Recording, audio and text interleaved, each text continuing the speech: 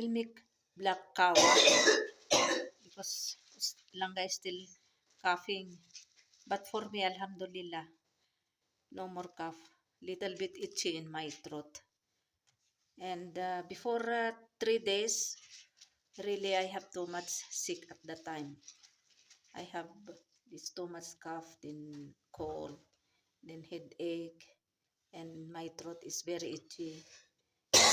Today I will make again because yesterday I make this black kawa and Langga he had nice sleep. So today I will make again.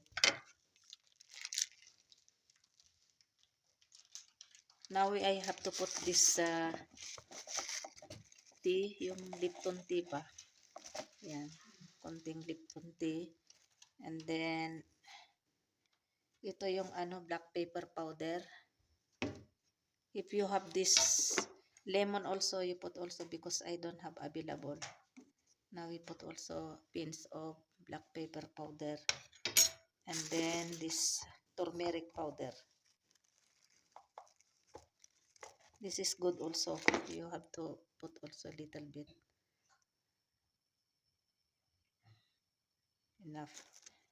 And no need sugar.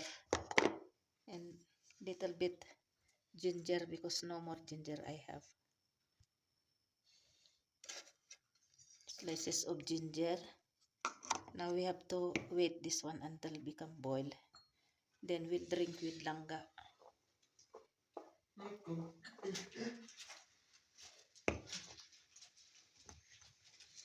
Because last night when I give Langga, he has very nice sleep. So inshallah today again he had nice sleep also and for me also. But alhamdulillah my nose is already okay. Yun bang nung 3 days ago, grabe yung aking barado sa ilong. Hindi ako makahinga. Tapos yung ubo. Then I will put also organic honey after this boil here.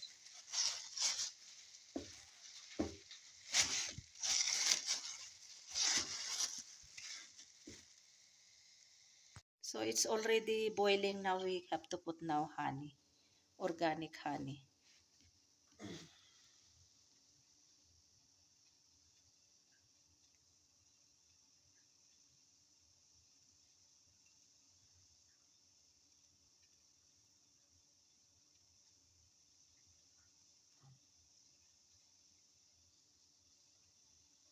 So this is enough. Then while still hot, now you have to drink this one. Yung kaya mong lunukin para yung mainit-init, matanggal yung kati-kati sa sa lalamunan kaya yung ubo. This is more better than cough syrup. So turn off na natin ang flame.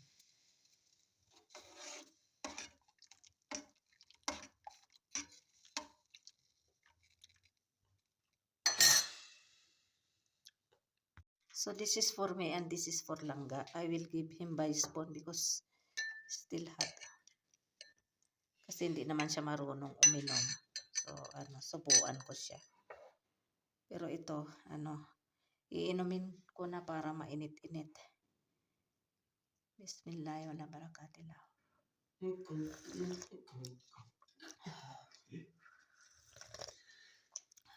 Sarap ng anghang niya.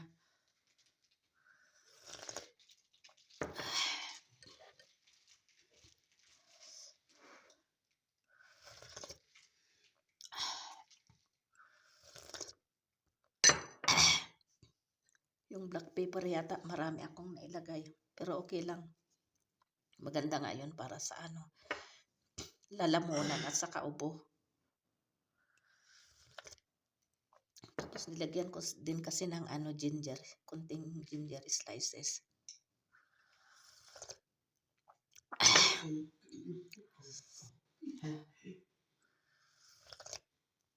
Kung may lemon sana mas maganda pero okay lang.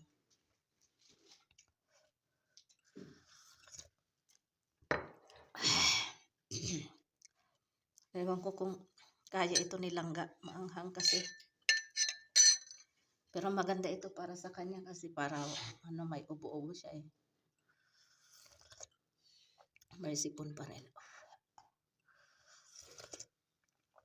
Ay.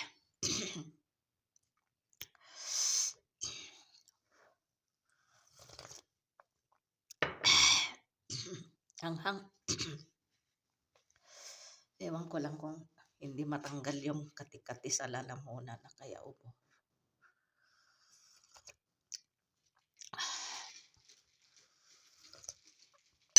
Ay. Ayan na, kunti lang yung kay Langga oh, natira. Naanghangan si Langga, pati ako. Pero pagkatapos nito, ano, maibsan yung ano ba yung kati sa lalamunan. Ito yung luya, kainin ko din.